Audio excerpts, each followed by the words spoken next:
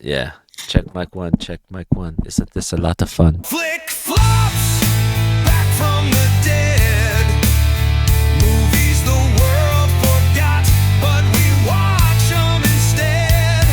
They bomb, they bruised, they might be bizarre, but we dig up the magic no matter how far. Cold classics, baby, let's rewind that star.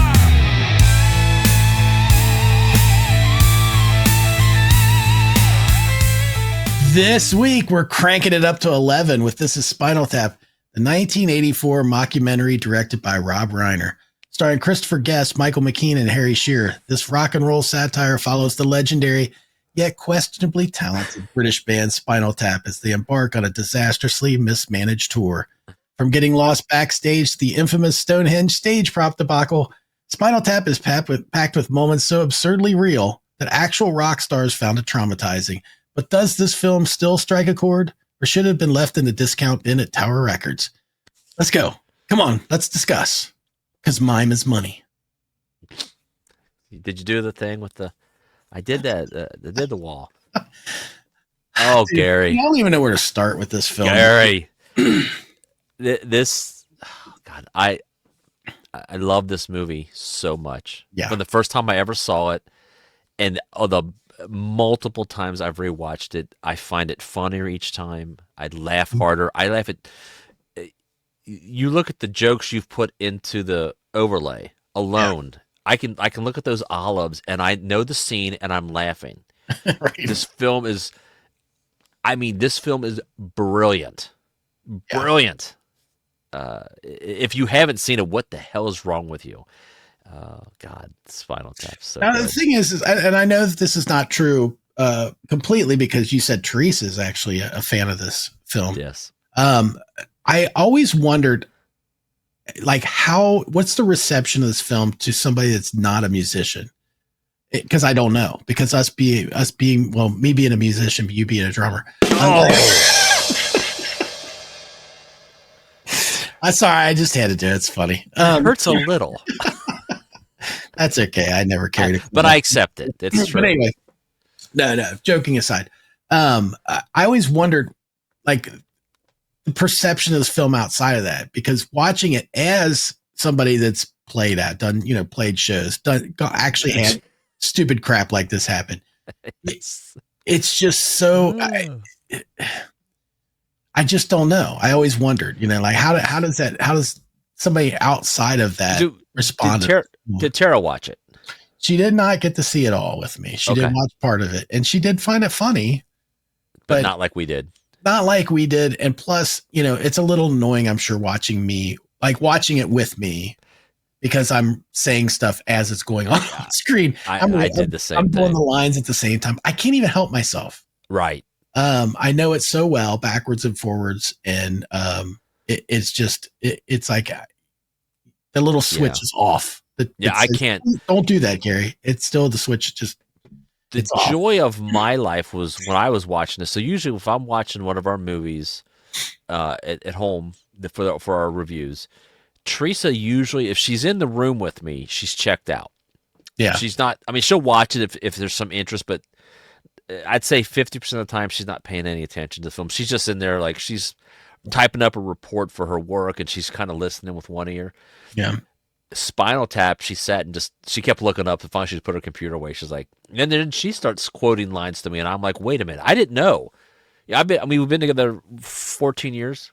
I didn't know she'd never seen this movie, let alone she's quoting stuff back to me. The sandwich scene, the folding and folding. She's beats me to it. I'm like, and I looked, I was like, I didn't know I could love you more, but right now, I love you so much because you get this movie. Yeah. Now, like you said, she doesn't get the reference. She would ask me, like, like, I don't understand this, that, and the other thing goes to 11. I don't get that. And I was like, then you explain it a little bit. And she understood the joke, but she's like, why is that a big deal? I was like, right. Because you could just make 10 louder. And he's like, yeah, but this one goes to 11. And that's what you feel. You want it to be louder, one louder. Yeah. I don't even know if I have how to pick a favorite scene. a favorite character.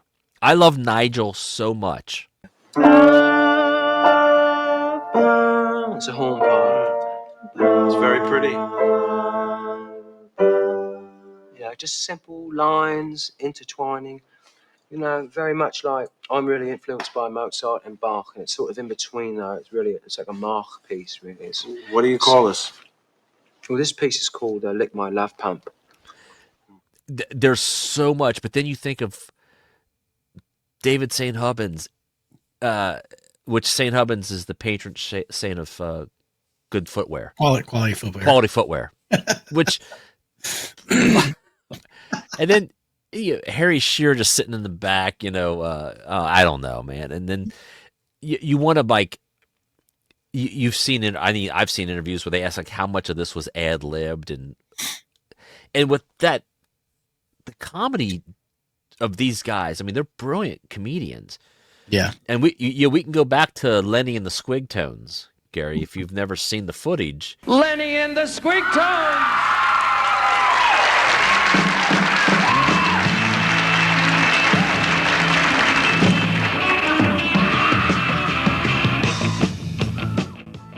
On American Bandstand. So, of course, Michael McKean.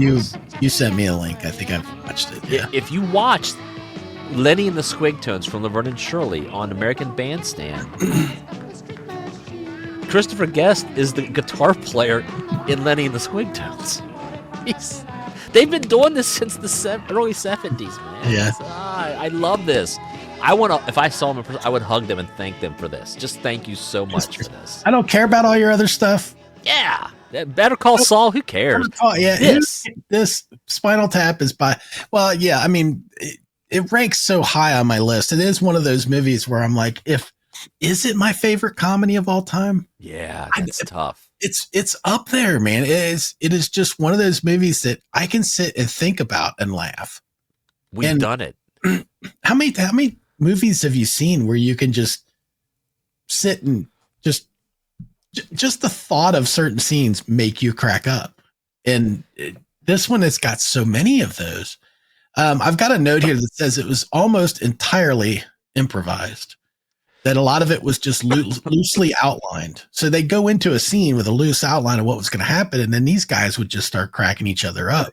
Excuse me. From what I've seen in interviews, they were talking to Meathead there. Meathead. Rob Reiner. I drew an absolute blank. They were talking to him and Marty the guys DiBergi. were all, Marty DiBergi, and they said, he said, look, we had basics, and we just they would get into character. Like the famous one they talk about was when they did the album reviews. They're reviewing all their albums. About your reviews a little bit regarding intravenous demylo. This tasteless cover is a good indication of the lack of musical invention within. The musical growth rate of this band cannot even be charted. They are treading water in a sea of retarded sexuality and bad poetry. Well, that's nitpicking, isn't it? The Gospel According to Spinal Tap. This pretentious, ponderous collection of religious rock psalms is enough to prompt the question, what day did the Lord create Spinal Tap, and couldn't he have rested on that day too? Never heard that one. No, Good one. That's a good one. The review you had on Shark Sandwich, which was merely a 2-word review, just said, shit sandwich. Where'd they print that? Where'd they print that? That's not real, is it? You can't print that. They didn't know that's what was going to be said. So Right. their reaction is their character actually reacting to that, and they stayed in such great characters. And how would you not just let the cameras? I would pay so much money to see the outtakes from this. Oh yeah, for Just sure. please tell me you let the cameras roll. And how many times did they have to stop filming because the cast or the crew is laughing off camera? I just there's so much to talk about with this movie. And the songs. I know the songs are great. Besides being musically pretty darn good, Yeah, lyrically they're fantastic. I mean, I have the soundtrack on my phone. I listen to Big Bottom and Sex for a Woman. yeah. But do you go to their second album and crank up Bitch School? Or I don't. Now, and Gary, we saw them in concert, right? Yeah. Yep. And funnily enough, the drummer, remember he was in his his right foot was broken or something. He was actually he came out on crutches, which we thought was right. remember that? Yes, He'd actually broken his foot, which is funny because of like, we saw them can't make it up. at Riverbend, and I don't remember the year, but it was hysterical because they did the whole thing where they come down and they get stuck halfway up. It's a riff like off the pod from the movie. It's sort of a riff off that where there's the one guy's. I don't remember who it was. Was it Derek Smalls? Even I'm not sure. That was I think it was Derek Smalls was stuck halfway up, but yeah. No, it was Nigel. Was it? Okay, I couldn't remember Because I remember he played the guitar solo, and then he comes to the stage as the song ends, and they go up or something. I was like, yeah. Oh, great. The phrase "turn it up to 11."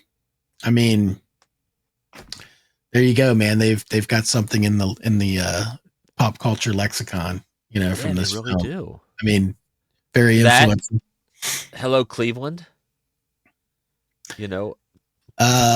Some real rock bands thought that Spinal Tap was a real documentary, with members of Led Zeppelin and Aerosmith relating to its mishaps.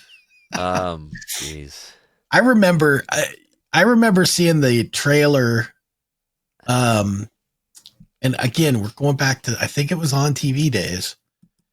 I could be wrong.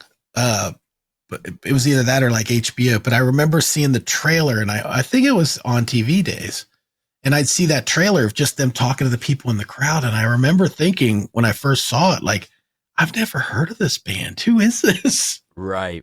Before ever seeing it and realizing what it was. So I could see how it could kind of be, I don't know how much was mockumentary even a thing then? Like, is it one of the first? No.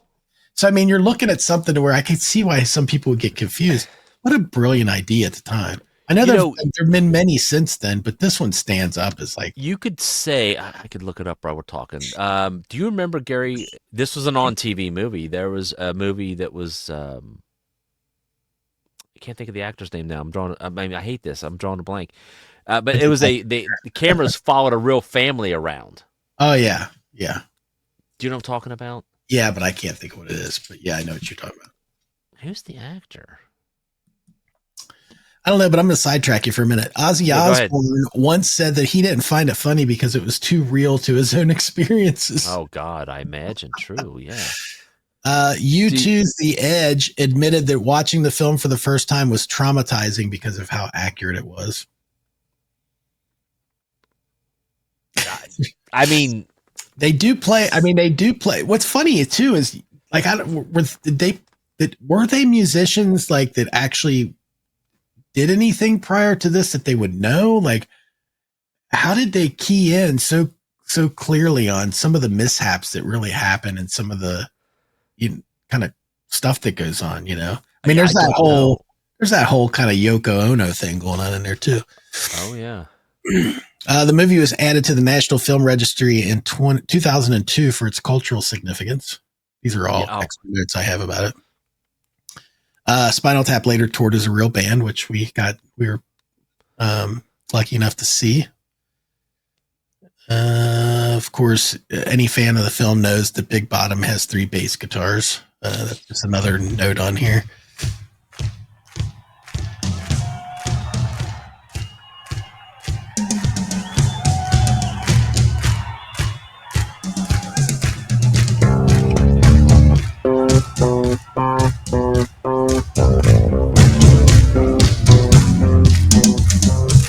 The bigger the cushion, the sweeter the pushing.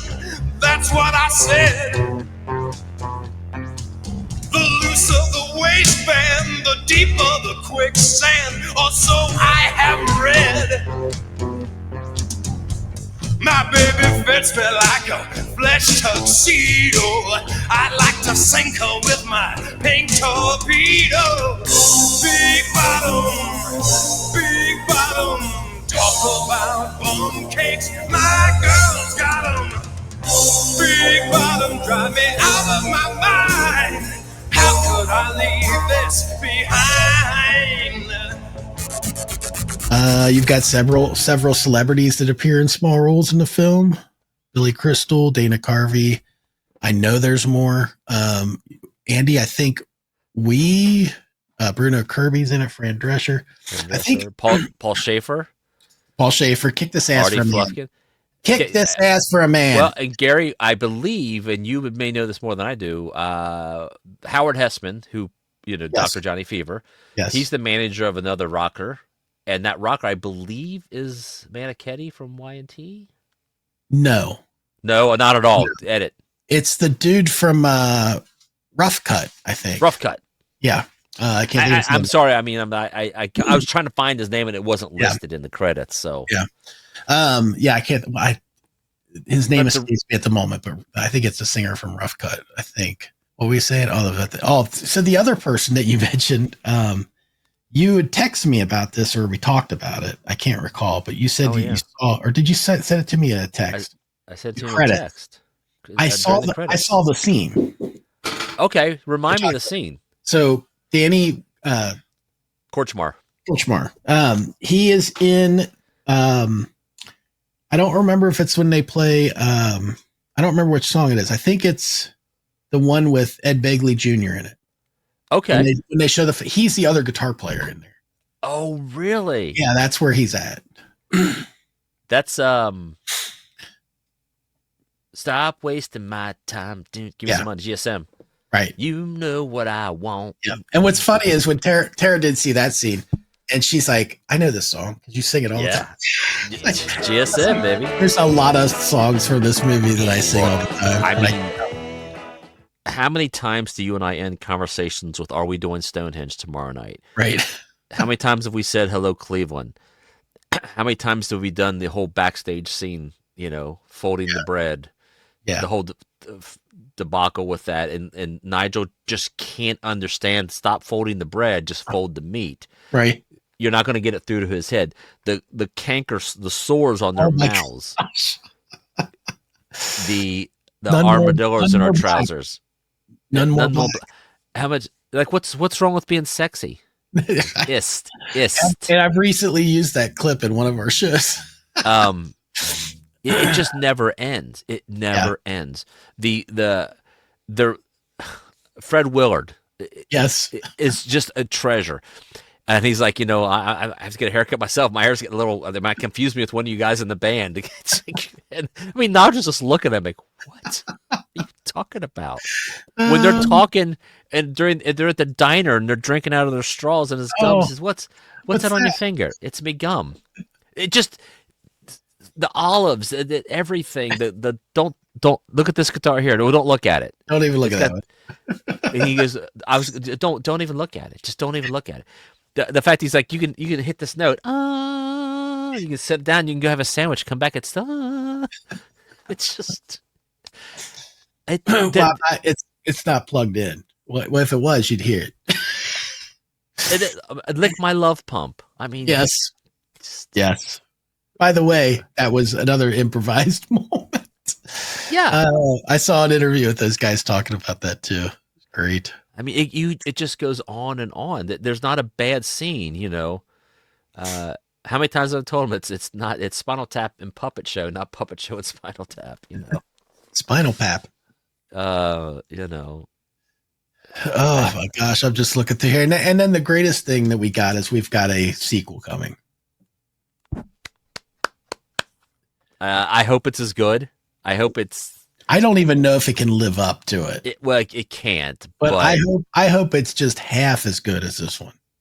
I hope it's that would deliver enough. Here's the thing. I don't need a new soundtrack.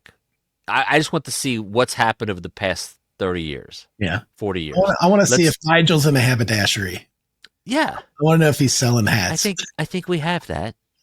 I mean, I watched the end credits just to get to that scene. Yeah. What size? I think. I know we don't have that. I'm sorry. And the fact that you believe him, you believe he's serious. Like, I think I would work in a haberdashery. Would you like that? What are the hours? Oh my gosh. I mean, I know we have a mutual friend that actually bought one of the skeleton shirts that Nigel wears. Oh yeah, the green skeleton. He's like, if you took my skin off, this is what I would look like. He's like, you'd be green. Well, not green, but just, I don't know. I could go watch this movie right now and get just a laugh fest. So yeah, I love this movie. I love this movie. This is so what we do with cult classics is we say whether we're a member of the cult or not. And I'm pretty sure it's clear to anybody watching at this point that we are both absolutely card-carrying members of the cult. This is probably, if you have a cult category in any of the films that I like, this has got to, again, just with comedies, it's got to be up there, dude. It's like one of those movies that you could at any point in time, no matter what's going on, you could say, hey, I feel like watching Spinal Tap. You want to watch it with me? And I'm in. I'm going to do it. I'm in. I'm in 100% of the time. I'm absolutely in. Gary, we'll do down the road. We'll do a ranking. We'll give our top 10, top 5 movies. I mean, this is probably in my top 10 movies of all time. Everything, all categories. You're talking Godfather, Citizen Kane, all that stuff. This is going to be in that conversation for me. That's how much I love this movie. Yeah. And I mean, I don't want to, I'm sure there's people who agree with us on this, but it just never disappoints me. Never. No. Every joke that's coming and you still want to watch it. Yeah. And you want to say it right. It's as bad as watching Rocky Horror. You just want to say it right along with it. You do. You just never do, Gary. You never know. I'm kicking stuff over. I don't know what else more there is to say about this other than, I love it. If you haven't seen it, I can't even imagine what your life is like. I envy you. If you haven't seen, I envy you. Yeah. Yeah. I wish I could see this again for the first time. Yeah. Yeah. But again, I don't mind. I'd say this movie ranks up there with one of the films I've probably watched the most. Yeah. I've watched The Breakfast Club over 100 times. This one's got to be not 100, but this is probably a solid 30 times minimum. I've seen this film so many times, and I don't ever tire of watching this movie. Yeah, I agree. Well, let us know what you guys think. Like, comment, subscribe. Put down in the thing below. Hey, did you see Spinal Tap? How could you not have? But if you've seen it, let us know what you thought. If you haven't seen it, go watch it and then come back and tell us what you thought. For Pete's sake, get on it. Chime in. Give us your favorite scene or your favorite quote. I mean, we can. Yeah. I'll go on the Facebook group when this one comes out, and I'll start a conversation. And please join in because this is a fun movie to talk about. I never tire of talking. We're still talking. I could keep talking. I know Gary's got to go, but I could keep talking. I'll just go upstairs and talk to myself. We could talk to 11. Joke. There it is. That's how you end it, Gary. That or you could talk to you want to quit. So. All right. Thanks, everybody. Andy?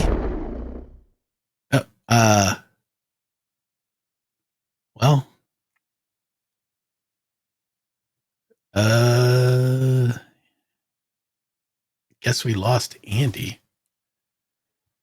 Well, join us next time. We'll have another co-host for Flick Flops Cult Classics. Catch you next time.